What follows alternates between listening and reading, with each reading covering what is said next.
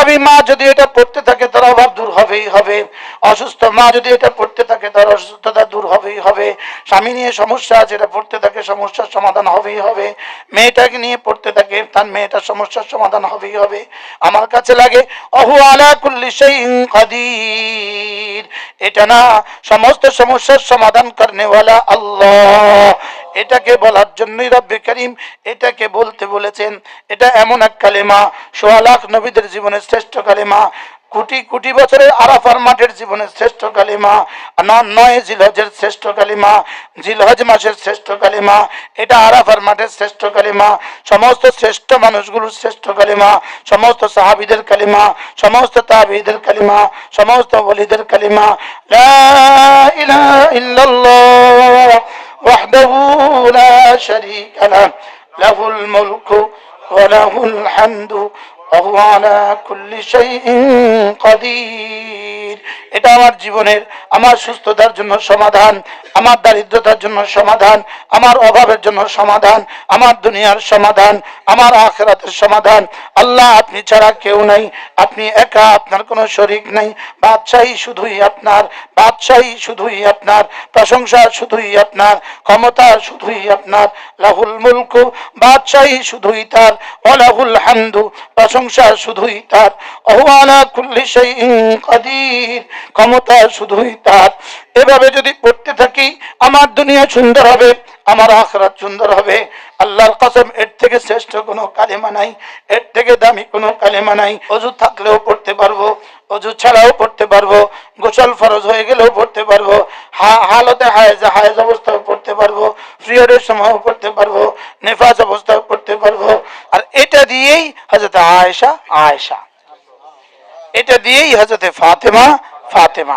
মা বোনরা বলেন প্রতিদিন 100 বার করে পড়বেন।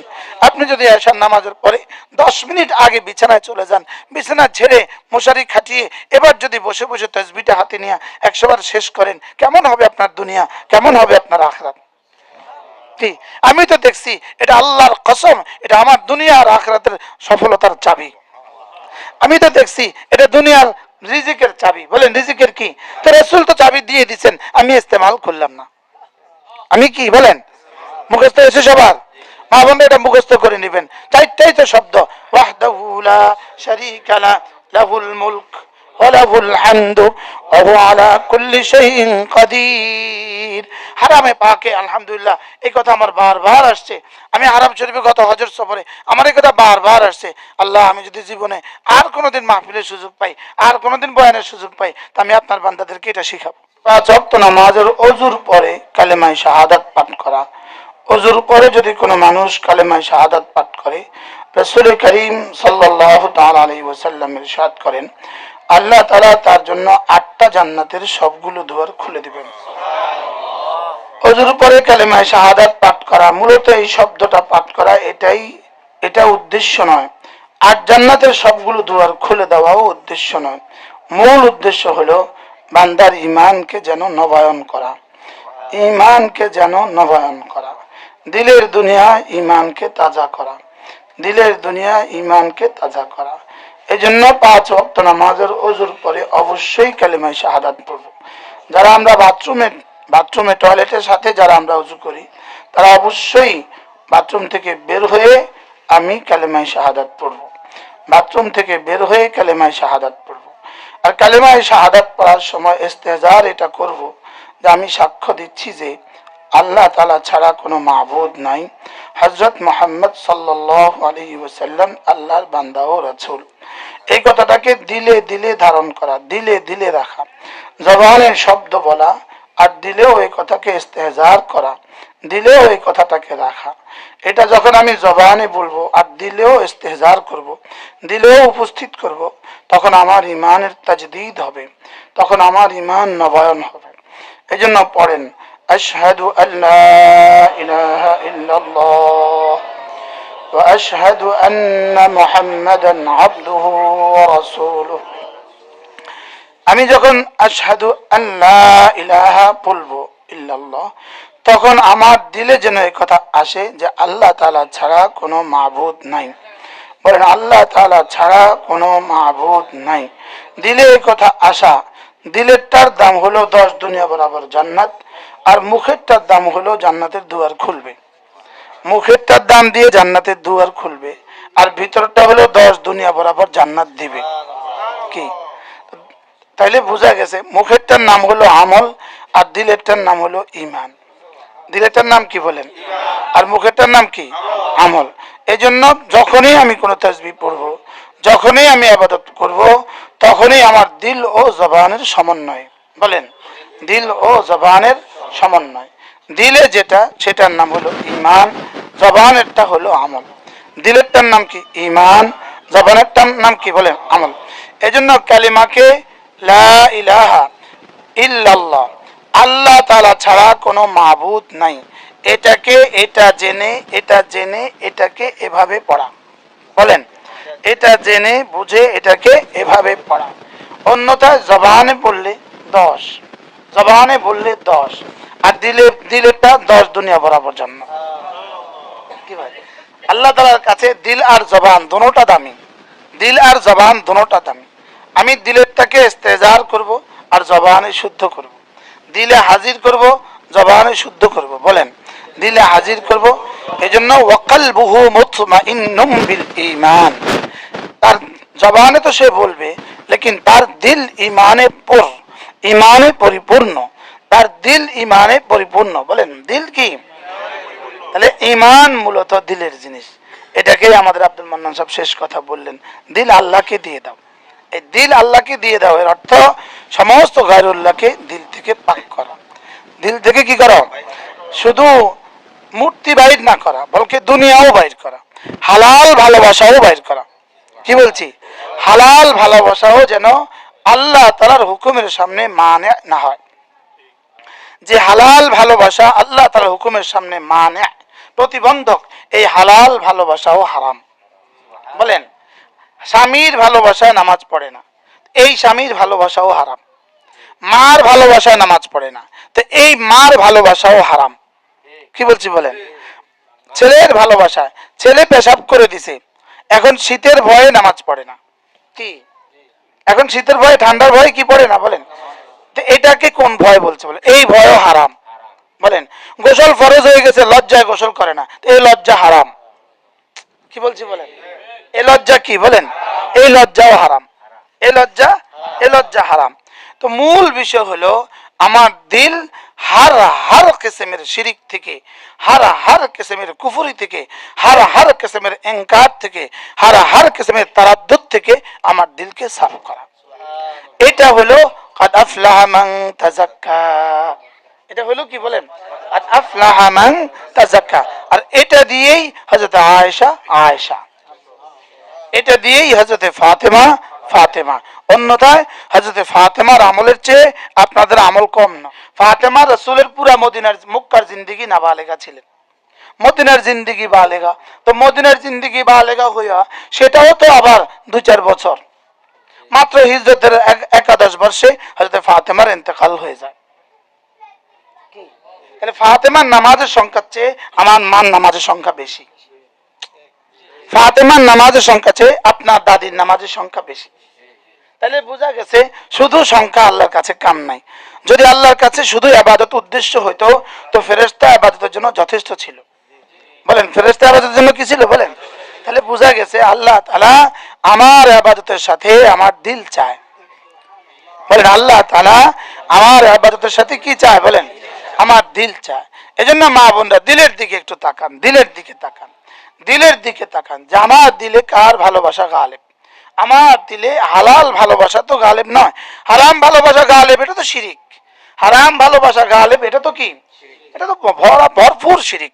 পৃথিবীর সমস্ত নিজাম ভালোবাসার বুনিয়াদের উপরে চলে। পৃথিবীর সমস্ত নিজাম ভালোবাসার বুনিয়াদের উপরে কি? বাচ্চা দুনিয়াতে আসে ভালোবাসার বুনিয়াদের উপরে, বাচ্চাকে দুধ পান করে ভালোবাসার বুনিয়াদের উপরে, বাচ্চার জন্য জান লাগে ভালোবাসার বুনিয়াদের উপরে। সুবহানাল্লাহ বলেন। কি বলেন? বাচ্চার জন্য জান লাগে কোন বুনিয়াদে? বলেন, ভালোবাসার ভিত্তিতে।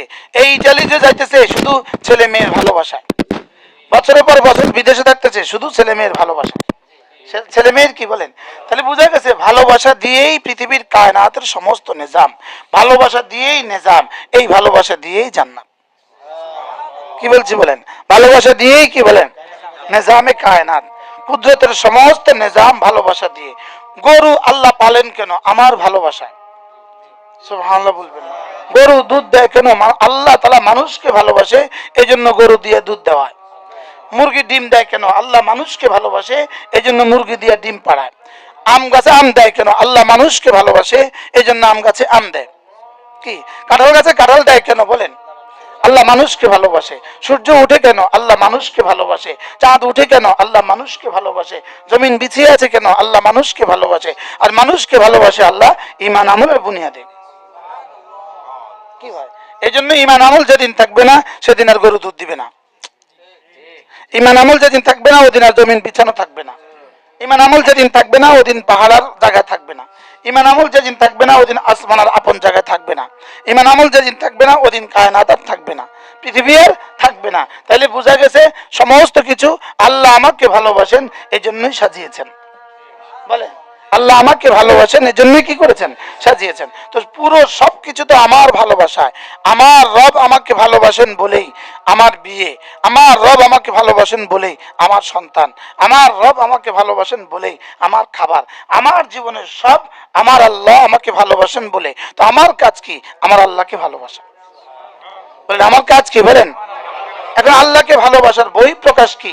1 নাম্বার কালেমায়ে তয়্যিবা, জবানে বলা। 2 নাম্বার নামাজ। সুবহানাল্লাহ বলেন। আল্লাহকে ভালোবাসার বহিঃপ্রকাশ কি? মানুষ মানুষকে ভালোবাসে, ভালোবাসা থাকে দিলে, এবার ধীরে ধীরে জবানে বলে। ভালোবাসা থাকে কোথায়? দিলে দিলে, এবার ধীরে ধীরে কি? জবানে বলে। এবার কাজে প্রমাণ দেয়, এবার না খাইয়া প্রমাণ দেয়, এবার মাল খরচ করে প্রমাণ দেয়, এবার ঘরে যায় ওঠে। সুবহানাল্লাহ বলেন। কি বলছি বলেন? ভালোবাসা কি? দিলে দিলে, এটার নাম হলো ঈমান। ভালোবাসা মুখে মুখে, এটার নাম হলো জিকির। ভালোবাসা কাজে, এটার নাম হলো নামাজ। ভালোবাসা না খাইয়া, এটার নাম হলো রোজা। ভালোবাসা মাল খরচ করে, এটার নাম হলো যাকাত। ভালোবাসা ঘরে যায় উঠা, এটার নাম হলো হজ। কি ভাই বলেন? ভালোবাসা দিলে দিলে বলেন, এটার নাম কি? এবার ভালোবাসা জবানে জবানে, এটার নাম জিকির। এটার নাম কি? জিকির। এবার ভালোবাসা কাজে, এটার নাম নামাজ। ভালোবাসা কাজে বলেন, এটার নাম নামাজ। এবার ভালোবাসা না খেয়ে, এটার নাম রোজা। ভালোবাসা মাল খরচ করে, এটার নাম যাকাত। ভালোবাসা ঘরে গিয়ে উঠা।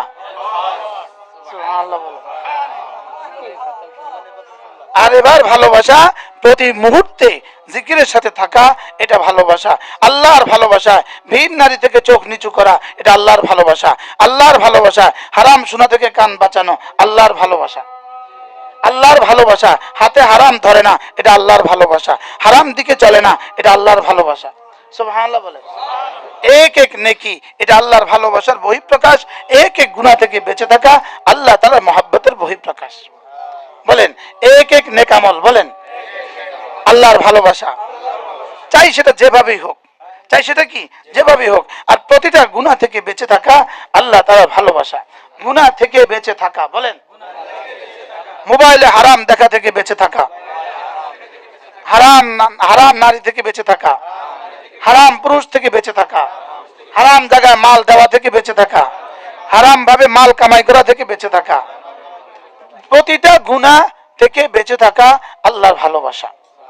এবার বলেন লা তারকু যাররাতিন মিনাল মাসি, এক যাররা গুনাহ ছেড়ে দেওয়া, এক যাররা গুনাহ ছেড়ে দেওয়া খায়রুন ইনদাল্লাহ, আল্লাহর কাছে প্রিয়, মিন ইবাদাতি সাকালাইন, সারা দুনিয়ার সমস্ত জিন আর ইনসান মিলে যদি একসাথে জিকির করে, একসাথে ইবাদত করে, একসাথে নফল পড়ে, একসাথে নফল হজ করে, একসাথে নফল উমরা করে, একসাথে নফল নামাজ পড়ে, একসাথে তেলাওয়াত করে, সকলকে মিলে যেই নেকি দিবে, এক যাররা গুনাহ থেকে বেঁচে থাকার দাম আল্লাহ তাআলার কাছে তার চেয়ে বেশি।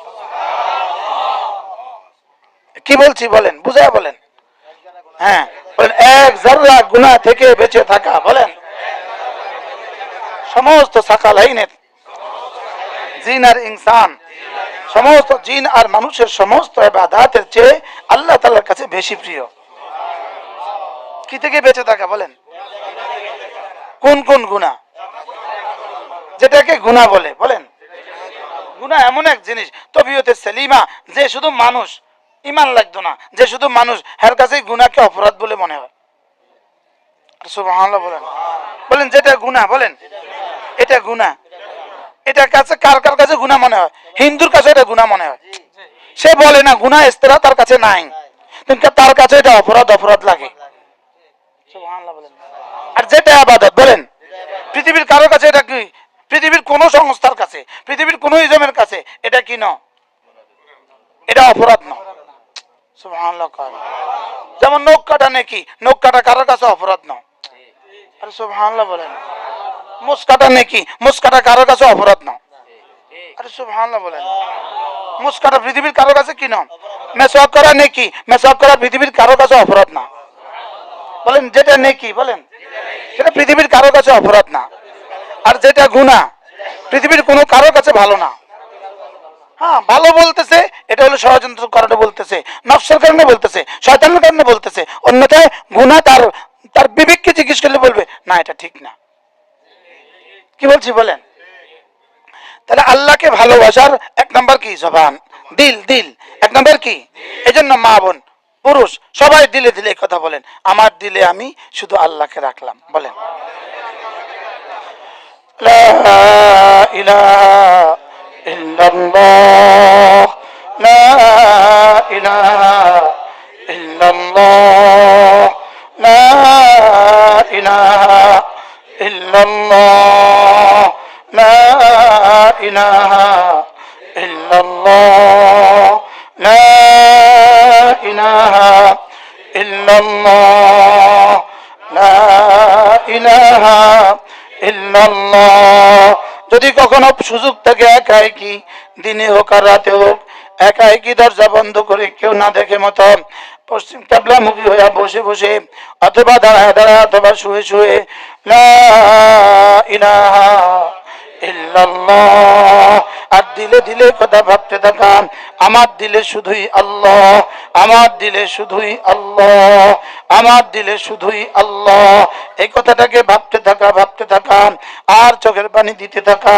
রাসূল বলেন ওয়ারাজুলুন যাকারাল্লাহ খালিয়া, যে একাকী জিকির করলো ফাফাদাত আইনাহু, তার দু চোখে এক ফোঁটা পানি চলে আসলো। আল্লাহর নবী বলেন আল্লাহ তাআলা তাকে আরশ আজিমের নিচে ছায়া দিয়ে দিবে। এজন্য একাকী জিকির করা, চলতে ফিরতে জিকিরের অভ্যাস করা, লোকালয়ে থাকলেও জিকির করা, একাকিতেও জিকির করা। আমার জিকির শুধু আমার রব দেখবে, আমার জিকির শুধু আমার রব শুনবে। লা ইলাহা ইল্লাল্লাহ, লা ইলাহা ইল্লাল্লাহ, লা ইলাহা ইল্লাল্লাহ। নাই কোনো মাবুদ আল্লাহ ছাড়া, নাই কোনো মাবুদ আল্লাহ ছাড়া, নাই কোনো মাহবুব আল্লাহ ছাড়া, নাই কোনো মাসজুদ আল্লাহ ছাড়া। আমার প্রিয়তম আল্লাহ ছাড়া কেউ নাই, আমার প্রেমিক আল্লাহ ছাড়া কেউ নাই, আমার ভালোবাসা আল্লাহ ছাড়া কেউ নাই, আমার চাওয়া আল্লাহ ছাড়া কেউ নাই, আমার পাওয়া আল্লাহ ছাড়া কেউ নাই, আমার দিলে আল্লাহ ছাড়া কেউ নাই, আমার জবানে আল্লাহ ছাড়া কেউ নাই। আর কোনো কারো দ্বারা কিছু হয় না, আর কারো থেকে কিছু হয় না, আর কেউ কিছু পারে না, আর কেউ কিছু দিতে পারে না। লা মানি আলিমা আতাইত, আপনি ছাড়া দেনেওয়ালা কেউ নাই, আপনি ছাড়া লেনেওয়ালা কেউ নাই, আপনি ছাড়া রোকনেওয়ালা কেউ নাই, আপনি ছাড়া সুস্থ করনেওয়ালা কেউ নাই। শুধু কলিজায় কথা লালন করা। আপনি আমাকে সব সময় দেখেন, আপনি আমাকে সব সময় শুনেন, আপনি আমাকে সব সময় খেয়াল রাখেন, আপনি আমার খবর রাখেন।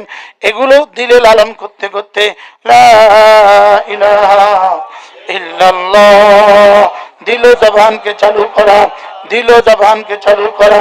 শুয়ে শুয়ে শুয়েও চালু করা, বসে বসেও চালু করা, হাঁটতে হাঁটতেও চালু করা, চলতে চলতেও চালু করা, আলু কাটতে কাটতে চালু করা, মুরগি কুটতে কুটতে চালু করা, পাকঘরে চালু করা, ঘরে নিজের শোয়ার ঘরেও চালু করা, ঘর ঝাড়ু দিতে দিতে চালু করা। শুধু আমার জিহ্বাটাকে দিলের সাথে চালু করা। বলেন আমার জিহ্বাটাকে দিলের সাথে চালু করা, দিলটাকে জিহ্বার সাথে চালু করা, দিলকে জিহ্বার সাথে চালু করা। দিল ও জিহ্বার সমন্বয়, দিল ও জিহ্বার সমন্বয় কমপক্ষে প্রতিদিন 100 বার লা ইলাহা ইল্লাল্লাহ ওয়াহদাহু লা শারীকা লাহু লাহুল মুলকু ওয়া লাহুল হামদু ওয়া হুয়া আলা কুল্লি শাইইন কাদির। আল্লাহর নবী বলেন, কেউ যদি এই কালেমাটা প্রতিদিন 5 বার পড়ে, প্রতি নামাজের পরে 10 বার করে পড়ে, রাসূল বলেন আল্লাহ তাআলা তাকে 4টা গোলাম আজাদের নেকি দিবেন। এবার রাসূল বলেন, যদি কোনো মুসলমান এই কালেমাটা প্রতিদিন 100 বার পড়ে, আল্লাহ তাআলা তাকে 5টা পুরস্কার দিবেন। 1 নম্বরে 10টা গোলাম আজাদের নেকি দিবেন, 2 নম্বরে 100টা হাসানা দিয়ে দিবেন, 3 নম্বরে 100টা সাইয়্যা মুছে দিবেন, 4 নম্বরে শয়তান থেকে আল্লাহ তাআলা তাকে বাঁচাবেন, 5 নম্বরে তার চেয়ে বেশি নেকি নিয়ে হাসরের ময়দানে আর কেউ উঠবে না। মূলত এই পুরস্কারগুলো কেন বলেছেন? শুধু লোভ দেখিয়ে, লোভের কথা বলে, লোভ দেখিয়ে পুরস্কারের কথা বলে আল্লাহ তাআলার জাত ও সিফাতের ইয়াকিন দেওয়া, আল্লাহ তাআলার জাত ও সিফাতের ইয়াকিন দেওয়া। লা ইলাহা ইল্লাল্লাহ ওয়াহদাহু লা শারীকা লাহু লাহুল মুলকু ওয়া লাহুল হামদু ওয়া হুয়া আলা কুল্লি শাইইন কাদির। আল্লাহ, আপনি ছাড়া কোনো মাবুদ নাই, আপনি একা, আপনার কোনো শরীক নাই, আপনার জন্যই সমস্ত বাদশাহী, আপনার জন্যই সমস্ত প্রশংসা, আপনি সবকিছু পারেন। এটাকে এভাবে দিলে লালন করে করে মুখে বলতে থাকা। রব্বে কারীম যেন বলেন, ও আমাকে বাদশা বলেছে, ও আমার জন্য সর্বময় ক্ষমতা সাব্যস্ত করেছে, ও আমার জন্য প্রশংসা বলেছে, আমি তার দুনিয়া আখিরাতে যা লাগে সব দিয়ে দিব। এজন্য আল্লাহর কসম, আমার কাছে লাগে, অভাবী মা যদি এটা পড়তে থাকে তার অভাব দূর হবেই হবে, অসুস্থ মা যদি এটা পড়তে থাকে তার অসুস্থতা দূর হবেই হবে, স্বামী নিয়ে সমস্যা আছে এটা পড়তে থাকে সমস্যার সমাধান হবেই হবে, মেয়েটাকে নিয়ে পড়তে থাকে তার মেয়েটার সমস্যার সমাধান হবেই হবে। আমার কাছে লাগে ওহু আলা কুল্লি শাইইন কাদির, এটা না, সমস্ত সমস্যার সমাধান করনেওয়ালা আল্লাহ। এটাকে বলার জন্যই রব্বে করিম এটাকে বলতে বলেছেন। এটা এমন এক কালেমা, ১৬ লাখ নবীদের জীবনের শ্রেষ্ঠ কালেমা, কোটি কোটি বছরের আরাফার মাঠের জীবনের শ্রেষ্ঠ কালিমা, ৯ জিলহজের শ্রেষ্ঠ কালিমা, জিলহজ মাসের শ্রেষ্ঠ কালিমা, এটা আরাফার মাঠের শ্রেষ্ঠ কালিমা, সমস্ত শ্রেষ্ঠ মানুষগুলোর শ্রেষ্ঠ কালিমা, সমস্ত সাহাবীদের কালিমা, সমস্ত তাবিঈদের কালিমা, সমস্ত ওলিদের কালিমা। লা ইলাহা ইল্লাল্লাহ ওয়াহদাহু লা শারীকা লাহু লাহুল মুলকু ওয়া লাহুল হামদু ওয়া হুয়া আলা কুল্লি শাইইন কাদির। এটা আমার জীবনের, আমার সুস্থতার জন্য সমাধান, আমার দারিদ্রতার জন্য সমাধান, আমার অভাবের জন্য সমাধান, আমার দুনিয়ার সমাধান, আমার আখিরাতের সমাধান। আল্লাহ, আপনি ছাড়া কেউ নাই, আপনি একা, আপনার কোনো শরীক নাই, বাদশাহী শুধুই আপনার, বাদশাহী শুধুই আপনার, প্রশংসা শুধুই আপনার, ক্ষমতা শুধুই আপনার। লাহুল মুলকু, বাদশাহী শুধুই তার, ওয়া লাহুল হামদু, প্রশংসা শুধুই তার, ওয়া হুয়া আলা কুল্লি শাইইন কাদির, ক্ষমতা শুধুই তার। এভাবে যদি পড়তে থাকি, আমার দুনিয়া সুন্দর হবে, আমার আখিরাত সুন্দর হবে। আল্লাহর কসম, এর থেকে শ্রেষ্ঠ কোনো কালেমা নাই, এর থেকে দামি কোনো কালেমা নাই। আদম আসলামের কালেমার মধ্যে যতগুলো কালেমা, এটা শ্রেষ্ঠ। ইব্রাহিম আসলামের কালেমার মধ্যে এটা শ্রেষ্ঠ, মুসা আসলামের কালেমার মধ্যে এটা শ্রেষ্ঠ, ঈসা আসলামের কালেমার মধ্যে এটা শ্রেষ্ঠ, রাসূল করিম সাল্লাল্লাহু আলাইহি ওয়াসাল্লামের জীবনের মধ্যে এটা শ্রেষ্ঠ কালিমা, সিদ্দিক আকবরের জীবনে এটা শ্রেষ্ঠ কালিমা, ১৬ লাখ সাহাবীদের জীবনের শ্রেষ্ঠ কালিমা, লক্ষ লক্ষ তাবিঈদের জীবনের শ্রেষ্ঠ কালিমা, লক্ষ লক্ষ তাবিঈদের জীবনের শ্রেষ্ঠ কালিমা। সারা দুনিয়া যত মানুষ আল্লাহর ওলি হয়ে কবরে চলে গেছে, তাদের জীবনের শ্রেষ্ঠ কালিমা। হ্যাঁ, বুঝাতে পারলাম না, হ্যাঁ আমি বুঝলাম না। লা ইলাহা ইল্লাল্লাহ ওয়াহদাহু লা শারীকা লাহু লাহুল মুলকু ওয়া লাহুল হামদু ওয়া হুয়া আলা কুল্লি শাইইন কাদির। লা ইলাহা ইল্লাল্লাহ ওয়াহদাহু লা শারীকা লাহু লাহুল মুলকু ওয়া লাহুল হামদু ওয়া হুয়া আলা কুল্লি শাইইন কাদির। ওযু থাকলেও পড়তে পারবো, ওযু ছাড়াও পড়তে পারবো, গোসল ফরজ হয়ে গেলেও পড়তে পারবো, হালতে হায়েজ অবস্থায় পড়তে পারবো, পিরিয়ডের সময়ও পড়তে পারবো, নিফাস অবস্থায় পড়তে পারবো। ২৪ ঘন্টা যেন আমার ঠোঁট এই কালেমা দিয়ে নড়ে, লা ইলাহা ইল্লাল্লাহ ওয়াহদাহু লা শারীকা লাহু লাহুল মুলকু ওয়া লাহুল হামদু ওয়া হুয়া আলা কুল্লি শাইইন কাদির। যদি বুঝতাম এই কালেমা। পুরুষ বলেন প্রতিদিন ১০০ বার করে পড়বো, মা বোনরা বলেন প্রতিদিন 100 বার করে পড়বেন। আপনি যদি এশার নামাজের পরে 10 মিনিট আগে বিছানায় চলে যান, বিছানা ছেড়ে মশারি খাটিয়ে এবার যদি বসে বসে তাসবিহটা হাতে নিয়ে 100 বার শেষ করেন, কেমন হবে আপনার দুনিয়া, কেমন হবে আপনার আখিরাত? কি আমি তো দেখছি, এটা আল্লাহর কসম, এটা আমার দুনিয়া আর আখিরাতের সফলতার চাবি। আমি তো দেখছি এটা দুনিয়ার রিজিকের চাবি। বলেন রিজিকের কি? তো রাসূল তো চাবি দিয়ে দিচ্ছেন, আমি ইস্তেমাল করলাম না। আমি কি বলেন? মুখস্থ হয়েছে সবার? মা বোনরা এটা মুখস্থ করে নেবেন। চারটাই তো শব্দ, ওয়াহদাহু লা শারীকা লা, লাহুল মুলক ওয়া লাহুল হামদু ওয়া হুয়া আলা কুল্লি শাইইন কাদির। হারামে পাকে আলহামদুলিল্লাহ, এই কথা আমার বারবার আসছে। আমি হারাম শরীফে গত হজের সফরে আমার এই কথা বারবার আসছে। আল্লাহ, আমি যদি জীবনে আর কোনোদিন মাহফিলের সুযোগ পাই, আর কোনোদিন বয়ানের সুযোগ পাই, তা আমি আপনার বান্দাদেরকে এটা শিখাবো। কি হয়? পড়বো তো ইনশাআল্লাহ। বলেন আচ্ছা, এটা যদি খায়রু মা কুলতু আনা ওয়ান নাবিয়ুনা মিন ক্বাবলি আশিয়াতা ইয়াউমি আরাফা, আমি এবং আমার পূর্ববর্তী সমস্ত নবীরা আরাফার বিকেল বেলা যতগুলো কালিমা পড়েছে, এটা শ্রেষ্ঠ কালিমা।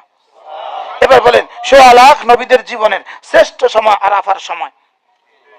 দুনিয়াতে শ্রেষ্ঠ জায়গা আরাফার জায়গা, শ্রেষ্ঠ সময় ৯ জিলহজ্জা, শ্রেষ্ঠ মানুষ ১৬ লাখ আম্বিয়া, তো এই কালিমাটা কেন শ্রেষ্ঠ হবে না?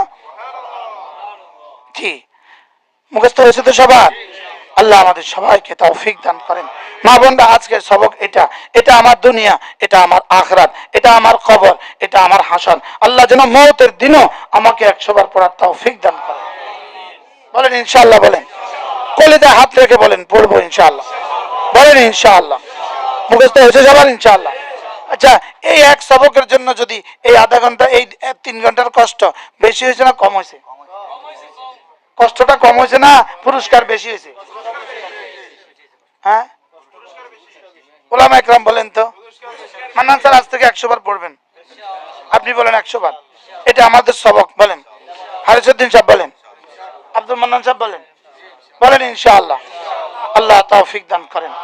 বলেন এটা আমার দুনিয়া, এটা আমার আখিরাত, এটা আমার সুখের জীবনের চাবি, এটা আমার সন্তানদের সুখের জীবনের চাবি, এটা আমার প্রজন্মের সুখের জীবনের চাবি, এটা আমার দুনিয়ার সব জরুরত পুরো করে দিবে। আমি যদি বাদশাকে বাদশা বলি জীবনে একবার, তো এটাই যদি যথেষ্ট হয়। আমি যদি আরশে আজিম মালিককে বাদশা বলি জীবনে হাজার হাজার বার। আমি যদি বাদশার সামনে গিয়ে বাদশার প্রশংসা করি, এটা যদি একবার করলে জীবন ধন্য হয়, তাহলে আমি যদি লাহুল হামদু কোটি কোটি বার বলতে পারি আরশে আজিম মালিকের, তা আমি জীবনে কি পরিমাণ মাহমুদ হব। যদি বাচ্চাকে কি একবার বলতে পারি সব ক্ষমতা আপনার, আর এটা যদি রব্বে কারিমকে বলি সব ক্ষমতা আপনার, রব আমাকে কি পরিমাণ দিবে। কেন বুঝলাম না এই বাক্যটার মধ্যে কি আছে? বলেন কি নাই?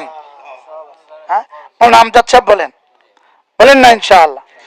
কামেল মাছের ভাইস প্রিন্সিপাল, মাশাআল্লাহ, এমপি সরকারি কামেল মাছের ভাইস প্রিন্সিপাল, আলহামদুলিল্লাহ। বলেন কি ভাই, অনেক উস্তাদরা আছেন, সবাই নিয়ত করেন ইনশাআল্লাহ, সবাই নিয়ত করেন আজ থেকে ১০০ বার পড়বই পড়বো। হ্যাঁ, আত্মঘাত্য নাইরু সবক দিতে পারলাম, আর বুখারী মুসলিমেরটা দিতে পারলাম না, রাসূলেরটা দিতে পারলাম না, যেটা রাসূল বলেছেন সেটা দিতে পারলাম, অথচ কালেমাটা বুখারী মুসলিম। বলেন বুখারী মুসলিম। আর সন্দেহ আছে কে দিয়েছেন সবক? আবার শুধু রাসূল একলা না, ১০০ লাখ নবীদের দেওয়া সবক। কি ভাই, আল্লাহ আমাদেরকে তৌফিক দান করুন। হ্যাঁ, আমাদের মা বোনরা যারা দূর দূর থেকে আসছেন, আপনাদেরকে হাতে ধরে বলি, পায়ে ধরে বলি, সুদূরপুর আসার মাকসাদ ঠিক করবেন, গরজ ঠিক করবেন যে আমার পেট ব্যথার জন্য আমি সুদূরপুর যাব না, আমার দিলের ওষুধের জন্য আমি সুদূরপুর যাব।